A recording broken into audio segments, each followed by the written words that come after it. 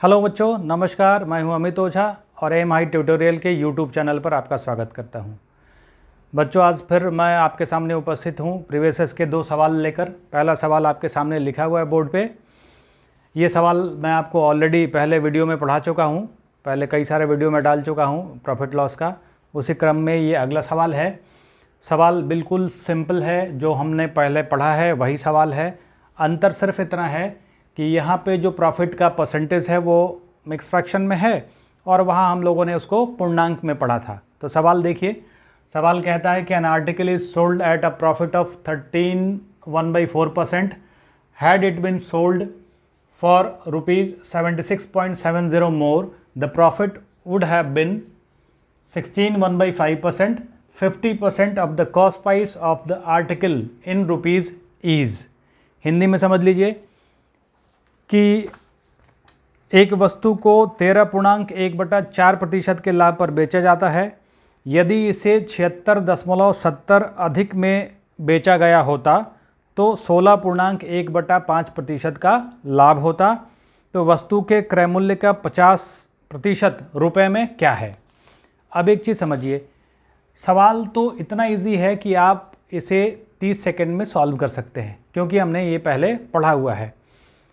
मैं जब बताऊंगा तो 4 मिनट लग सकता है, लेकिन इसको सॉल्व करने में 30 सेकंड से ज़्यादा नहीं लगना है अगर आप फास्ट हैं, आपने इसको पहले से प्रैक्टिस किया हुआ है तो। अदरवाइज़ ये सवाल देखने में बड़ा लग रहा है, लेकिन बड़ा है नहीं। अंतर सिर्फ इतना है कि यहाँ सवाल में जो लाभ का प्रतिशत दिया गया है वो मिक्स फ्रैक्शन में है। तो देखते हैं कैसे सॉल्व करते हैं इसको। कह रहा है कि एक आर्टिकल को 13.1/4% के लाभ पर बेचा गया। मतलब पहले लाभ होता था 13.1/4% का। अब कह रहा है कि यदि इस पे 76.70 रुपया ज़्यादा लिया गया होता तो 16.1/5% का लाभ होता। तो पहले लाभ था 13.1/4% और अब लाभ 16.1/5% का हो रहा है। कब? जब इस पे 76.70 रुपया ज़्यादा लिया गया है। ठीक है, तो ये हमने पहले पढ़ा है कि इन दोनों के बीच का जो अंतर है, दोनों परसेंटेज के बीच का जो डिफरेंस है वो इसके बराबर होगा। डिफरेंस प्रतिशत में और डिफरेंस रुपीज़ में, दोनों को इक्वेट कर देना है और वैल्यू निकालना है 100% का। तो अब देखिए, यहाँ ये महत्वपूर्ण है कि आपको इन दोनों मिक्स फ्रैक्शन के बीच का डिफरेंस निकालना आना चाहिए। ये सीख गए तो ये कई जगह पे काम आएगा। परसेंटेज के चैप्टर में काम आएगा, किसी और चैप्टर में काम आएगा, सिंप्लीफिकेशन में काम आएगा। तो इसको ध्यान से देखिएगा कि इसको कैसे डिफरेंस निकालेंगे। तो उसका नियम ये है कि पूर्णांक का पूर्णांक से अंतर निकालते हैं। तो 16 - 13 अंतर कितना हो गया? 3। उसके बाद फ्रैक्शन का फ्रैक्शन से निकालेंगे। तो 1/5 में 1/4 को घटाएंगे तो कितना होगा? ये 20, 5 चौके 20 और 4 पंचे 20, -1/20। तो अब ये माइनस है, इसका मतलब जो पूर्णांक आया है उसमें से घटा देना है। तो घटा दीजिए, 3 - 1/20 बटा में 1 कीजिएगा, ये हो गया 20। तो 20 × 60 -1 तो 59/20। तो ये क्या है? प्रतिशत। मतलब इन दोनों के बीच का जो अंतर हो गया वो 59/20%। तो प्रतिशत में जो अंतर है, रुपीज़ में जो अंतर है, दोनों बराबर है। यही कह रहा है ना कि अगर 76.70 रुपया ज़्यादा लिया होता, और ये 76.70 रुपया कितना ज़्यादा है भाई? 59/20% ज़्यादा है। इट मीन्स कि 59/20% इज इक्वल टू 76.70 रुपीज़। तो 1% इज इक्वल टू 76.70 अपॉन 59, ये 20 ऊपर चला जाएगा। Then 100% is equal to 76.70 upon 59 into 20 into 100। ठीक है, अब इसको आपको क्या करना है? सॉल्व करना है। तो यहाँ से पॉइंट हटाइए, बटा में 1 आ जाएगा। पॉइंट के बाद 2 डिजिट है तो 2 0 आ जाएगा। ये 100 कैंसिल। 59 से आप 7670 को कटाएंगे तो ये हो जाएगा 1 और 3 और 0। तो 130 गुना 20 कितना हो गया? 2600 रुपया। और 100% क्या मानते हैं हम लोग? 100% मैंने पहले भी बताया कि 100% क्या हो गया, कॉस्ट प्राइस हो गया। इसका मतलब इसका जो कॉस्ट प्राइस हो गया आर्टिकल का 2600 रुपया, और आपसे पूछा जा रहा है कि आर्टिकल के कॉस्ट प्राइस का 50% क्या होगा, तो इसका 50% निकाल दीजिए। इसका 50% कितना हो गया, आधा, कितना हो गया 1300 रुपया। इसका मतलब आर्टिकल के कॉस्ट प्राइस का 50% कितना हो गया, 1300 रुपीज़। ये आंसर आपके सवाल में ABCD ऑप्शन में मिलेगा। मैंने ABCD ऑप्शन नहीं दिया है, सीधा सीधा मैं आंसर बता रहा हूँ।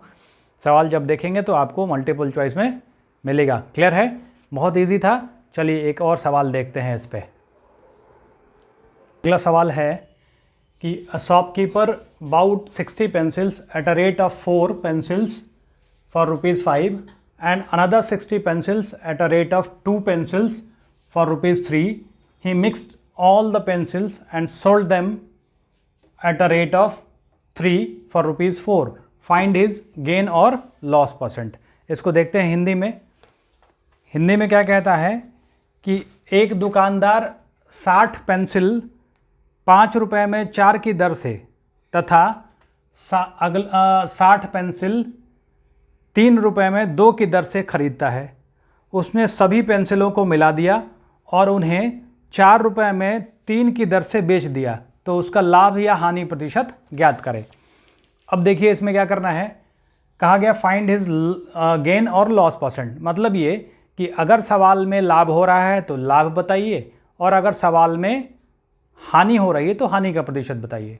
सवाल सिंपल है, कहीं कुछ नहीं है। देखने में ये प्रॉफिट लॉस का लंबा सा सवाल दिख रहा है, लेकिन करना क्या है, बेसिक कैलकुलेशन।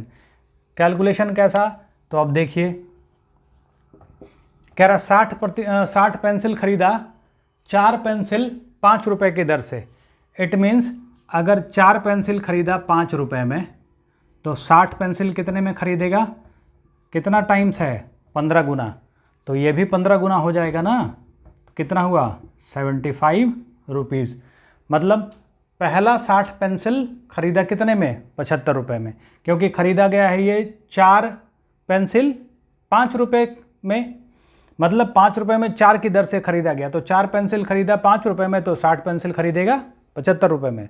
फिर कह रहा कि अगला 60 पेंसिल और 60 पेंसिल खरीदा 2 पेंसिल 3 रुपये में, मतलब 3 रुपये में 2 की दर से पेंसिल खरीदा। तो अब 2 पेंसिल खरीदा 3 रुपये में, तो 60 पेंसिल कितने में खरीदेगा, कितना टाइम्स हो गया, इंटू 30। तो इसमें भी 30 से मल्टीप्लाई कर दीजिए, कितने में खरीदा, 90 रुपये में। मतलब टोटल कितना पेंसिल खरीदा, तो 60 यहाँ 60 यहाँ, दोनों खरीदा 120 पेंसिल। कितने में, इस 60 पेंसिल में 75 रुपया लगा और इस 60 पेंसिल में 90 रुपया लगा। दोनों को जोड़ दीजिए, 9 7 16, कितना हो गया, 165 रुपये में टोटल 120 पेंसिल खरीदा है। मतलब 120 पेंसिल का कॉस्ट प्राइस कितना है, 165 रुपीज़। अब कहता है कि दोनों को मिला दिया और मिलाने के बाद 3 पेंसिल 4 रुपये में की दर से बेच दिया। मतलब अब बेचा 4 रुपये में 3 पेंसिल, और टोटल पेंसिल है कितना, 120। इसका मतलब कितने से मल्टीप्लाई हुआ, 40 से। तो यहाँ भी क्या होगा, 40 से। तो इट मीन्स कि ये जो सेलिंग प्राइस है ये कितना हो गया, 160 रुपया। और मैंने आपको पहले ही क्लास में, पहले ही वीडियो में बताया था कि लाभ और हानि कब निकलेगा, तब निकलेगा जब आपका जितना सामान खरीदा गया उतना बेच दिया गया।